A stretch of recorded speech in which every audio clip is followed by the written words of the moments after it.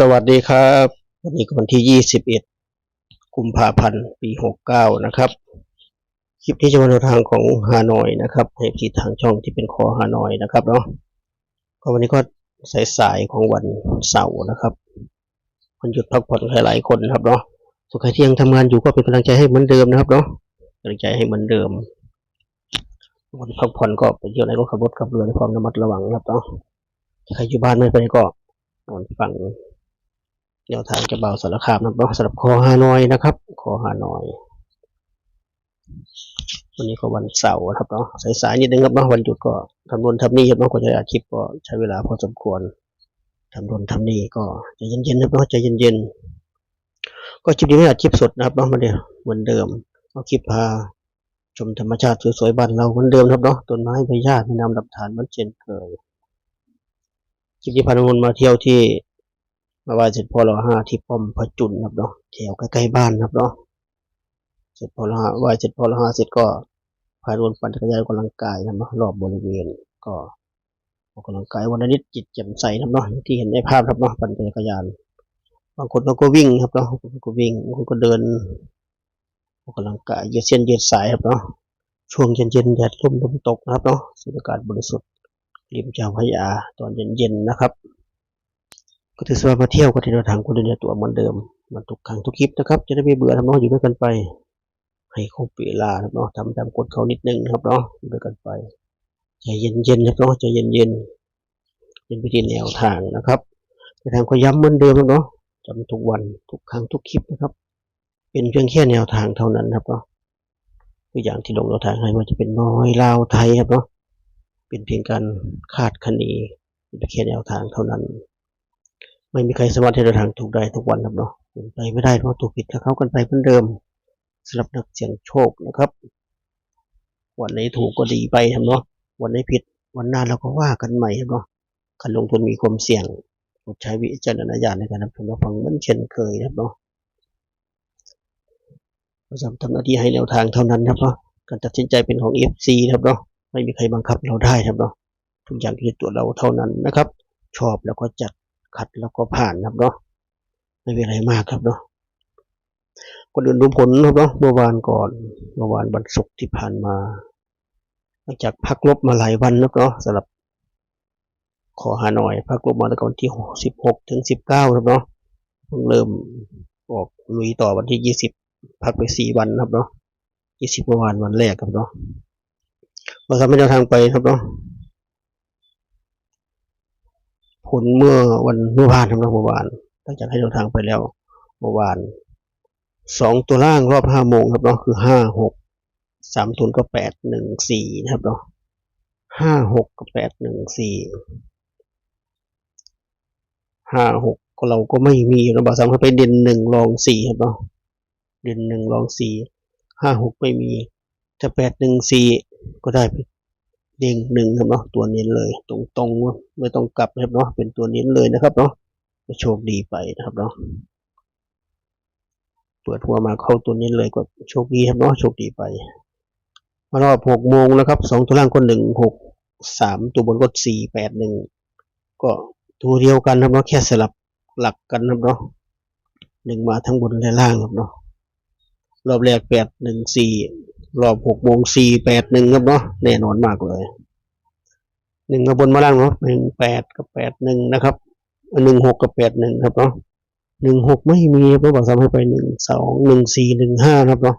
8 1ก็ไม่มีครับเนาะเสียดายให้อีกสักดิ่งก็ไม่ได้ครับเนาะ1 5ให้หน่อยก็ไม่ได้เสียดายก็มาที่รอบถ้าใครรูดได้ครับเนาะถ้าใครรูดได้ทั้งบนทั้งล่างครับเนาะถ้าใครรูด1นะครับเนาะรอบทุ่ม1นะครับรอบ VIP เนาะที่หลายคนเรียกกันนะครับ2ตัวล่างก็9 6 3ตัวก็904ครับเนาะ9มาทั้งบนทั้งล่างเนาะแต่9ไปอยู่หลักร้อยแทนทำมาเที่ยวนี้96กับ904ไม่มีเนาะ96 904ก็ไม่มีเหมือนกันครับเนาะไม่มี9ซักตัวเนาะ904ก็ไม่มีถ้า914เต็มแล้วเนาะถ้า914เต็มเลยถ้าพี่เขาเป็น904นะครับเนาะ ก็ได้ไปเรียงหนึ่งตัวนี้นะเนาะเราตัวนี้เราเข้ามา5 วันติดนะเนาะตัวนี้เรา5 วันติดเลยโชคดีไปนะเนาะโชคดีไประหว่างช่วงที่รอ3-4 วันนะเนาะที่ว่างก็จำไปนั่งคิดทำรัฐบาลไทยก็ช่วงว่างเนาะก็ลองทำสูตรใหม่ครับเนาะชุด3 ตัวเดี๋ยวเวลาลงให้ว่าจะเป็นชุดพิเศษครับเนาะชุดพิเศษชุด3 ตัวหลักชุดเดิมก็ยังมีเหมือนเดิมครับเนาะเราจำไปวางไว้ชุด3 ตัวชุด2 ตัวแล้วก็ชุด3 ตัวครับเนาะวันนี้จะมีชุดพิเศษให้นั่งคิดนั่งคำนวณครับเนาะย้อนหลังเข้ามาหลายงวดติดครับเนาะ7-8 งวดครับเนาะจะไม่ผิดชุด3 ตัวครับเนาะช่วงนี้จะมาทำชุดพิเศษให้ FC เดือนหน้าจะเป็นยังไงจะเป็นเหมือนถอยหลังไหมก็ดูไปด้วยกันครับเนาะแต่ลงชุด3 ตัวชุดปกติให้ก่อนครับเนาะมีเวลาครับเนาะแล้วค่อยเจอชุดพิเศษช่วงใกล้ๆหวยออกครับเนาะใกล้ๆหวยออกประมาณวันพฤหัสวันศุกร์ครับเนาะพฤหัสวันศุกร์จะลงให้นะครับเนาะถ้าเวลาจะลงก่อนก็ได้นะครับเนาะถ้ามีเวลาก็มาที่ฮานอยแล้วก่อนครับเนาะฮานอยเราวันนี้เด่น9รอง4นะครับ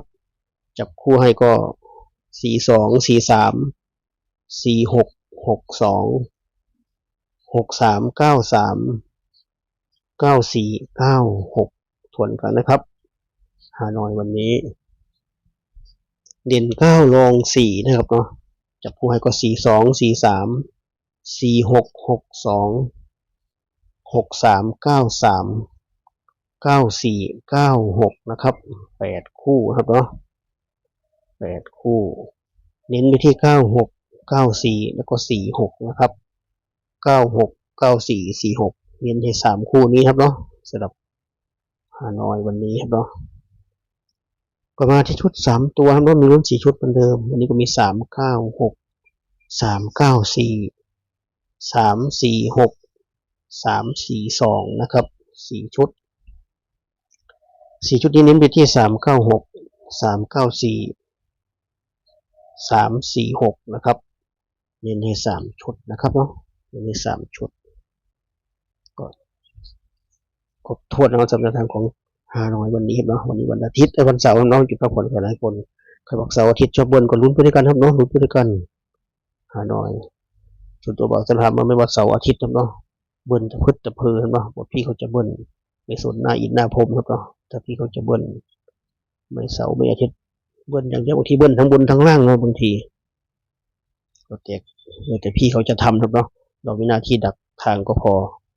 ดักถูกก็ดีไปดักไม่ถูกวันหน้าเราก็ว่ากันใหม่มันเช่นเคยนะครับสวนทางกับเราครับเนาะเขาชอบเบิ้ลเราไม่ชอบเบิ้ลครับเนาะสวนทางกัน